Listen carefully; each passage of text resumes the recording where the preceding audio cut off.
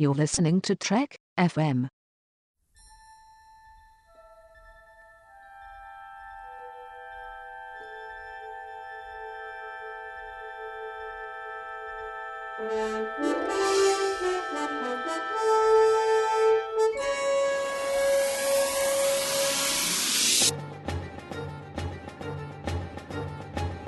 Hello and welcome to From There to Here, Trek FM's 50th anniversary rewatch of all 729 Star Trek adventures, from Broken Bow, Oklahoma, all the way to Yorktown based in Star Trek Beyond.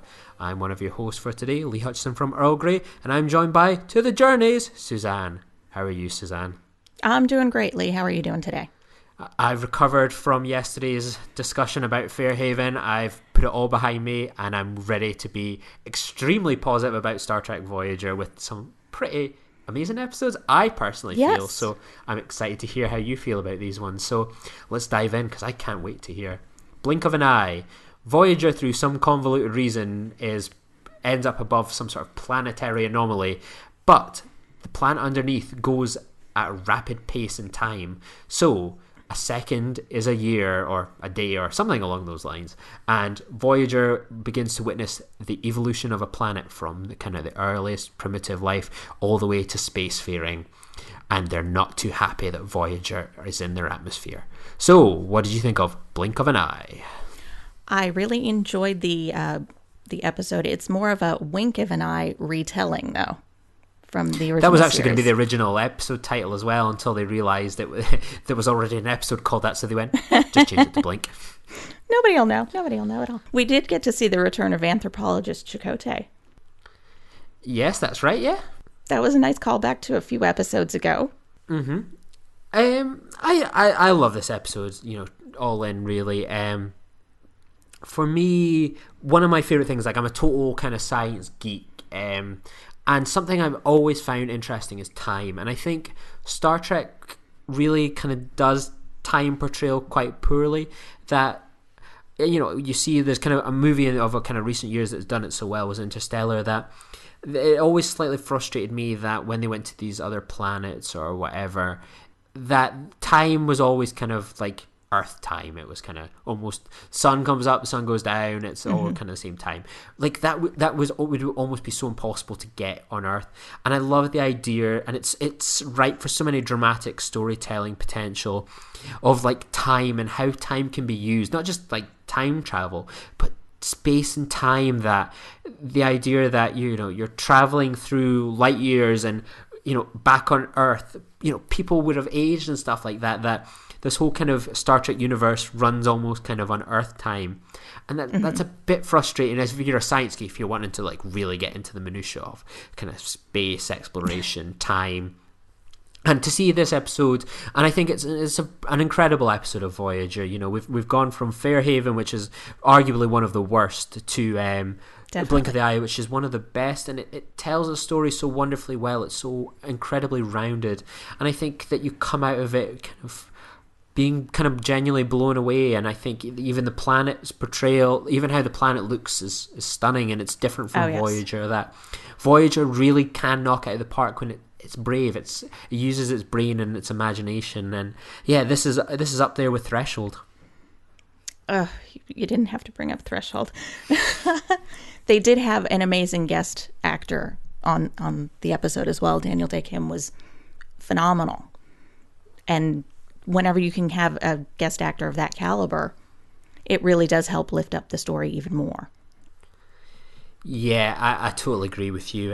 He's a really good actor, and I think his portrayal is lovely. Like the scene at the end where he's this old man and he's looking up at the star as Voyager warps away. It's just like, it's a beautiful moment. It's so wonderful that Voyager can be at its best when it taps into that like exploration, that something a bit different and a bit special. And I think that's a wonderful moment, and it brings a smile to my face. And I think I'm watching this and I think people really are like firing on all cylinders, that people are engaged with the story. And at the beginning it's okay and stuff, like you're watching it through a television. It's almost like a Planet Truman show to the Voyager crew. But when they start to kind of when they start to interact with the crew and everything like that, I think it's really good. And I feel like there's a missed potential here. I'd love to have seen like a semi-sequel prequel to this episode where maybe like one day we see like a flashback to what like the Doctor's time was like on that planet, and that line of like where he talks about having a kid. Like, I mean, I'd forgotten about that, and I watched that going, come again? Yeah, I wanted to know more about that, and why didn't he talk with anyone on the crew about that? I mean, he has friends, and if that is obviously going to affect him, he left behind his son. He's going to have to process that emotionally, but yet he never does. Yeah, and it's really bizarre because you think, wait, what? Like, why do they even need to mention it? Like, they're not going to pay it off ever again. It's just one of those lines they think they put it in, and it's just to sound smart. Like, so how does a hologram have like a kid? And they don't explain it. Yeah, go tell me. We've got like 70 more years on this journey. Tell me, like, I want to know. It's go on. I'm right here, right now. We've got nowhere else to go. It's either that, like, we either go to Fairhaven, we go to the pub there, we either play cat as cat, or we have to pretend that we're having fun with Neelix. Just tell me this story. It's so it's just an annoying throwaway line that I bet they felt so proud of themselves when they put it in, going, this is pretty interesting, and then they just go, yeah, like. It's a bit frustrating, but it doesn't distract from the fact that it's a stunning hour of television. It really gets into what Star Trek Voyager was at its best when it was doing that, exploring new worlds, new civilizations, ambitious plots, and I think it's a hell of an episode, and I'm sure you'll dissect it one day and stuff like that. It's a hell of a prize you've got in your collection to discuss. Oh yes, I'm looking forward to that day. So is there anything else you want to say about Blink of an Eye? No. Just that I wish we would have seen at least a little glimpse of the world the Doctor experienced. Yeah, and they could easily have done a wee prequel, sequel episode to this a bit down the line instead of a second episode about Fairhaven. I'm over it. They could have just done like this, like a little flashback episode or something along those lines. Yeah. I think that could have been cool. But we're going to get a Doctor episode next, so maybe he will go back to this planet, or maybe not. The Doctor discovers he is a planet-wide sensation because he can sing, and he wants to leave the ship to pursue his musical career. So what did you think of Virtuoso? Anytime I get to hear Robert Picardo sing, it's a win. A definite win. And I can understand the Doctors wanting to pursue this option. I mean, having fame that close to you and people admiring you so much, who would be able to walk away from that and be like, no, I don't want to try this? Yeah, totally. And there's two kind of one point that kind of, before I kind of lavishly praise this episode, we just discussed in an episode there that the Doctor left behind a child of some sort on this planet with relative ease. Now we're seeing that because he's got a music career that he's had for 2 days, he wants to leave Voyager to stay on this planet. Huh. Okay. But Voyager beamed him out of the other planet. But you could and always he didn't quite know when it was going to happen. Yeah, he could have gone back, though. He could have gone back and went, I've got a child there. And I'm sure Jim would be like, oh my God, of course, yes, go back. But by the time he would have gotten back, the child would have been dead anyway. Well, yes, this is a good point. Yes, you've thrown mine out the window. Thank you. I was trying to make a point there, but it's ruined now. Yeah, you've shown me how to be the idiot I am. So, that it was a minor nitpick that's turned into, oh yeah, good point. Yeah, forget it. I think Virtuoso is a really good episode because it's something a bit different once again. It kind of falls into the blink of an eye, threshold, whatever. These kind of odd ideas or whatever that kind of they play with, and I think it's really good because it shows ego and fame and celebrity that would rarely ever see fame and celebrity dealt with in Star Trek, that they're kind of beyond all that sort of stuff, and like that's kind of a bit unbecoming of them in the future. So I think it's a really cool idea to play with something that's quite modern for us, like kind of fame and all these sorts of things, and how it can lead people to abandon things, let go of their family for that 5 minutes of fame. And I think that's quite cool. You don't really get that in Star Trek in particular, so I think that was a really ambitious idea and something that was pretty cool. Oh, definitely.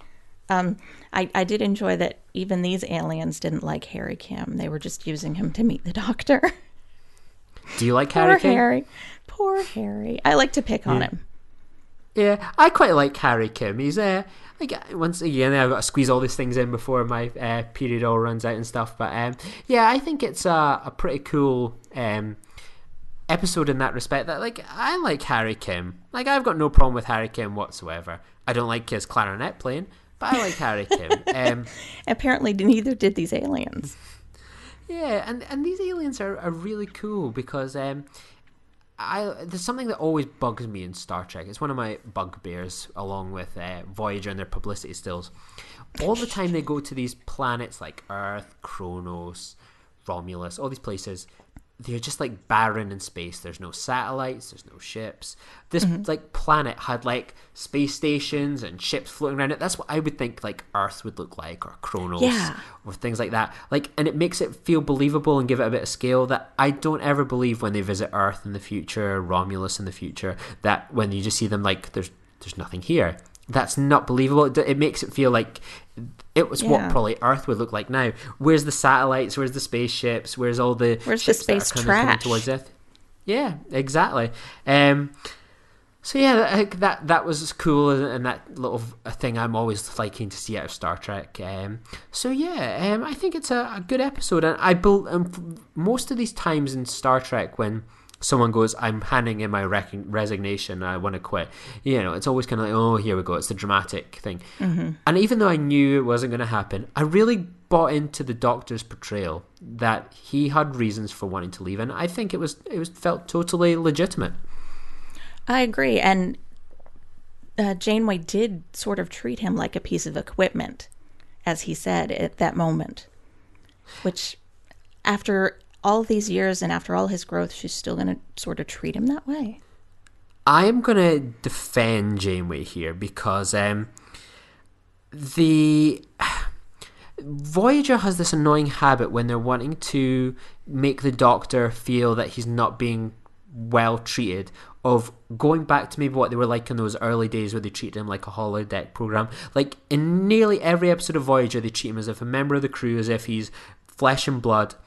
But when the Doctor has to have like a crisis where he doesn't feel appreciated, they then turn the crew back to early season 1 to give that kind of validity, when that's not the case. It feels very disingenuous when that happens, and I find it a bit frustrating that they're willing to write off years of character development for the Doctor and the crew around him and their relationships to make it like the Doctor has a legitimate point. I think it's kind of poor drama writing to do that, and it's disingenuous to the crew as well.